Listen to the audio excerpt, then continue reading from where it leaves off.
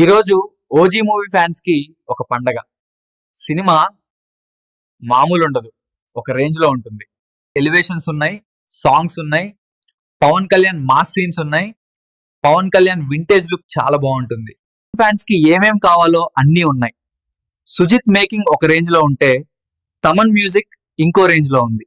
పవన్ కళ్యాణ్ గారి ఇంట్రోతోనే భయంకరమైన మాసు, భయంకరమైన వైలెన్స్ చూస్తారు.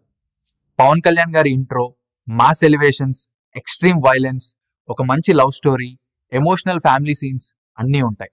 ఇంట్రో కోసం, ఇంటర్వెల్ కోసం, పోలీస్ స్టేషన్ సీన్ కోసం, క్లైమాక్స్ కోసం ఫ్యాన్స్ ఎన్ని టైమ్స్ అయినా సినిమాకి వెళ్తారు. కొంతమంది సెకండ్ హాఫ్ 10 minutes స్లోగా ఉంది అంటున్నారు. అవి emotion scenes. Emotional scenes screen play స్లోగానే తీస్తారు. అలా తీస్తేనే ఎమోషన్ ఎక్కుతుంది. ఎమోషన్ సీన్స్ స్పీడ్ కట్ లో తీస్తే కనెక్ట్ అవ్వు.